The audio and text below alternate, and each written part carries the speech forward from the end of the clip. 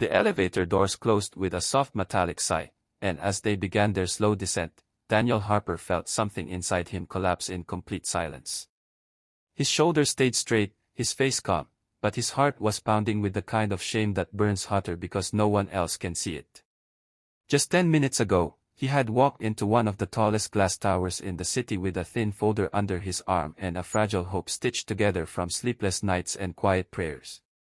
Now he was leaving with nothing but rejection clinging to him like cold rain. The interview was over.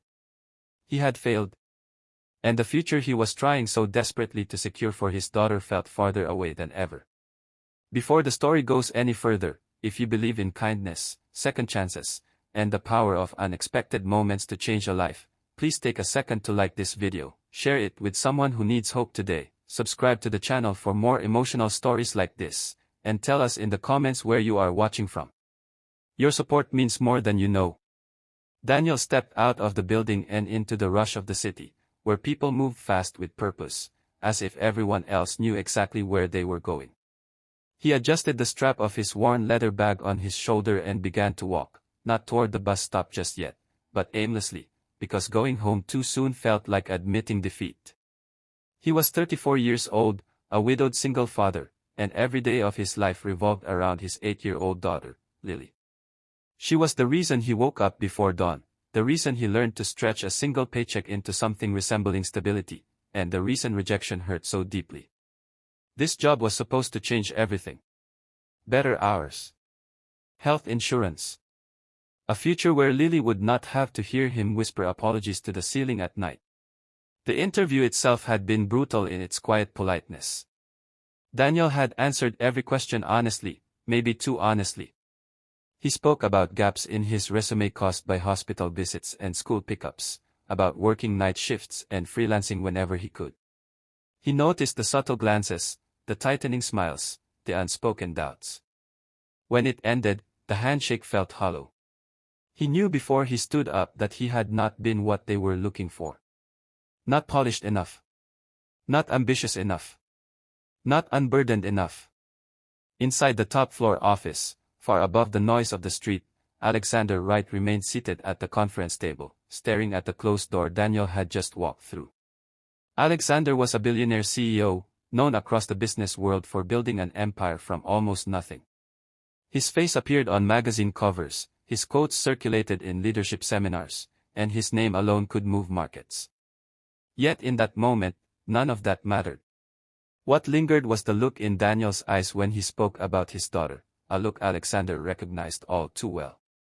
Years earlier, before the suits and the headlines, Alexander had been a young father himself, raising a son alone after tragedy struck.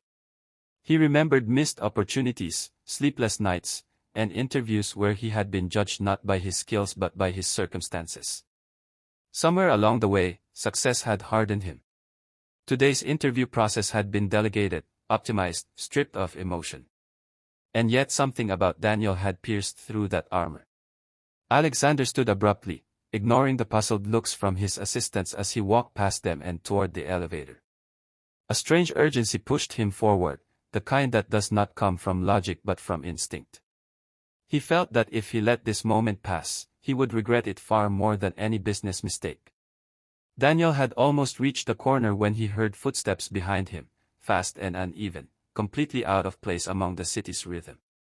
He did not turn at first. People rushed all the time.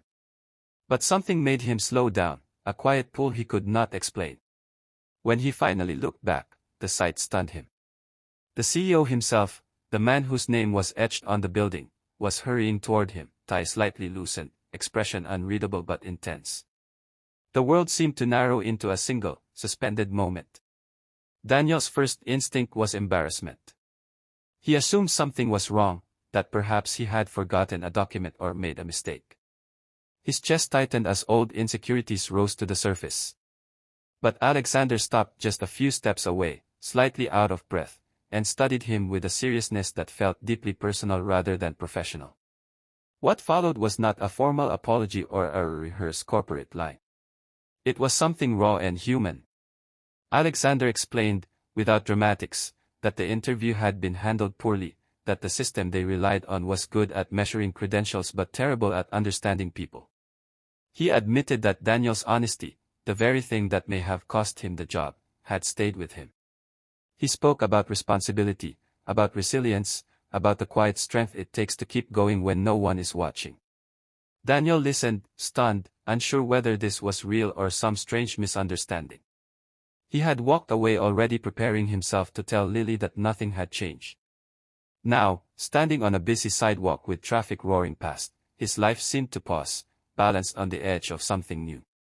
Over the next few minutes, Alexander asked questions he had not asked in the interview.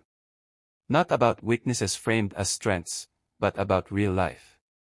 About mornings before school, about budgeting, about exhaustion, about hope.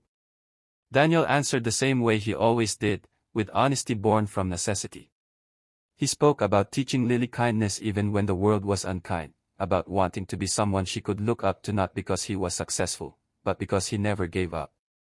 Alexander made a decision right there, one that did not come from a spreadsheet or a board meeting. He offered Daniel a position, not as a favor, but as an investment. A role tailored to his skills, flexible enough to honor his responsibilities as a father, with mentorship built in rather than promised and forgotten. It was not charity. It was trust. When Daniel finally made it home that evening, the small apartment felt different, as if the walls themselves had heard the news before Lily ran into his arms. He cooked dinner with a lighter heart, helped with homework without the usual fog of worry, and tucked her into bed with a smile he did not have to fake. Later, sitting alone at the kitchen table, he allowed himself to feel everything he had held back all day. Relief, gratitude, and a quiet, powerful sense of being seen. The weeks that followed were not magically easy. Daniel worked hard, often doubting himself, learning a world that felt intimidating at first. But Alexander kept his word. He checked in, offered guidance, and treated Daniel not as a risk but as a person worth believing in. Slowly, confidence replaced fear. Daniel's ideas were heard. His contributions mattered. He stopped feeling like an outsider borrowing space in someone else's world. What changed him most was not the paycheck or the title, but the understanding that his struggles had not disqualified him. They had shaped him. They had given him patience, empathy, and determination that no business school could teach. And Lily saw the difference. She saw a father who came home tired but fulfilled, who smiled more easily, who believed again. Years later, Daniel would sit in his own office, mentoring someone who reminded him of himself, carrying burdens invisible to most. He would tell that person, not with speeches but with actions, that their story mattered. That sometimes failure was not an ending, but a doorway waiting for the right person to open it. If this story has been building something in your heart, if you have ever felt overlooked, judged, or one step away from giving up, please take a moment near the end of this video to like it, share it, and subscribe. Your engagement helps stories like this reach people who truly need them. And before this story ends, we have a special request for you. Please comment the word hope if you believe that one moment, one decision, or one act of kindness can change a life. Because somewhere right now, a single parent is walking away from an interview believing they were not enough, unaware that the right person may still be running after them, ready to remind them that they always were.